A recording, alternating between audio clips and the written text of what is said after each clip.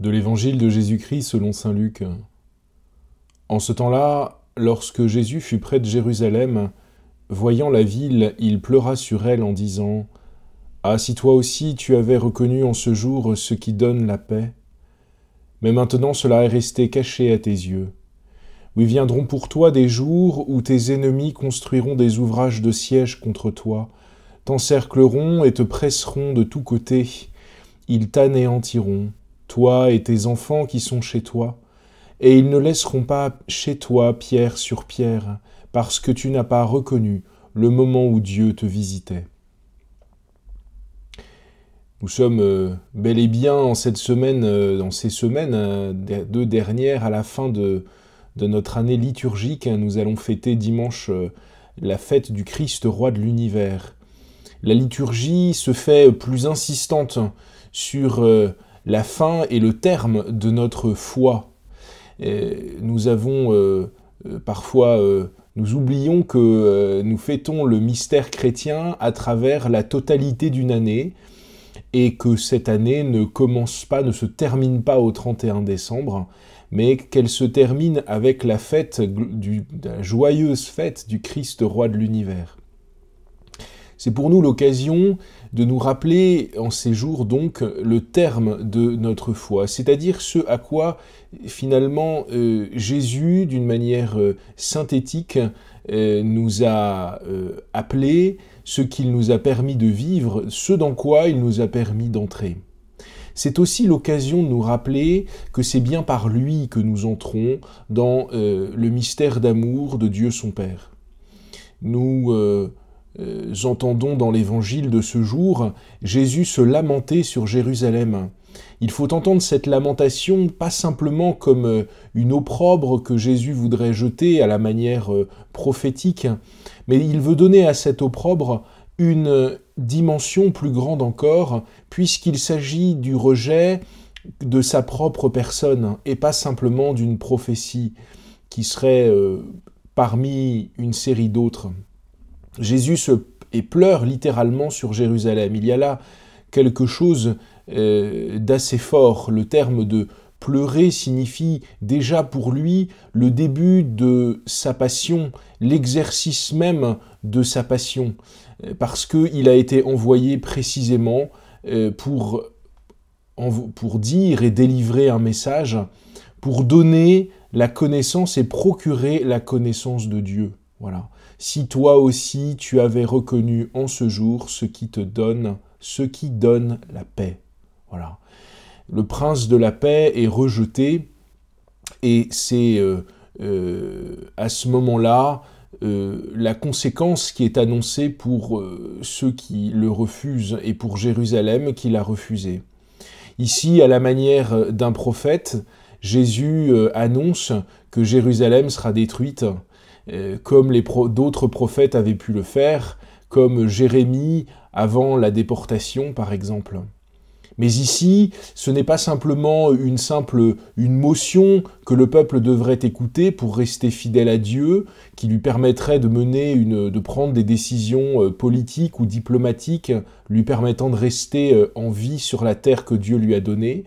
Ici, c'est beaucoup plus important que cela, puisqu'il s'agit de la paix et de Dieu qui la donne à travers son Fils bien-aimé. Cet évangile nous rappelle en cette période que Jésus est vraiment le prince de la paix, qu'il est celui qui est capable de faire entrer dans la connaissance de Dieu son Père. Le reconnaître, c'est reconnaître Dieu lui-même. Et nous entendons aussi qu'il n'y a que lui. Si vous lisez la première lecture qui est extrait du livre de l'Apocalypse, il y a Saint Jean qui se lamente dans sa vision parce qu'il ne voit pas quelqu'un capable d'ouvrir le livre aux 7 sceaux. Ce livre, c'est celui de la connaissance. Et celui qui est seul capable de l'ouvrir, eh bien c'est l'agneau, c'est celui pour lequel il est chanté un cantique, tu es digne de prendre le livre et d'en ouvrir les sceaux. À travers cet extrait du livre de l'Apocalypse, nous entendons que seul Jésus est capable de nous faire entrer dans la vérité divine. Et là, il est bon de se le dire, c'est peut-être ce qu'il faut retenir en cette fin d'année. À plusieurs reprises, le pape François a pu dénoncer de certaines manières une tendance de notre monde à vouloir connaître Dieu par lui-même et finalement en dehors du Christ. Nous sommes marqués par peut-être deux mots importants en cette époque, à la fois le subjectivisme qui voudrait que chacun puisse à sa manière et seul découvrir Dieu lui-même, et puis une forme de néognosticisme, c'est-à-dire une nouvelle théorie sur la connaissance de Dieu qui altère le rapport à Dieu parce qu'il en véhicule une image qui n'est pas celle que Jésus est venu nous révéler. Les gnostiques avaient notamment dans leur connaissance cet élément que Dieu aurait créé le mal. Et combien de nos contemporains s'imaginent encore que s'il y a par exemple des fléaux dans leur vie, eh bien c'est le fait même de Dieu qui en serait l'auteur. Le mal, le mauvais, ce n'est pas Dieu qui en est l'auteur, mais c'est plutôt celui qui, dans l'Apocalypse, s'attaque et cherche à s'attaquer au Fils de l'homme. C'est celui qui s'attaque à cette femme, qui est l'image de la Vierge Marie, et qui vient mettre au monde un enfant. C'est plutôt le mal lui-même, personnifié, c'est plutôt le péché qui viendrait attaquer l'œuvre de Dieu. La fin de l'année liturgique est l'occasion donc de nous rappeler que Jésus est venu pour nous donner la paix, pour nous donner l'accès à la connaissance, qu'il est le seul capable de le faire, et que cet accès est avant tout bonté, justice et vérité, et qu'il y a aussi dans le monde cette tentation de croire qu'il serait l'auteur de bon nombre de choses mauvaises, alors que ce n'en est pas le cas. Alors qu'il n'est pas là pour ça, mais plutôt pour nous aider à faire le bien, à combattre le mal en faisant le bien.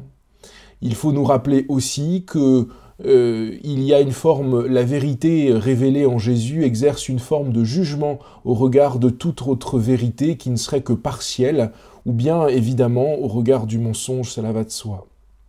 Alors prenons le temps pendant cette journée peut-être de nous rassurer, de nous rallier au Seigneur, peut-être de formuler une forme d'examen de conscience.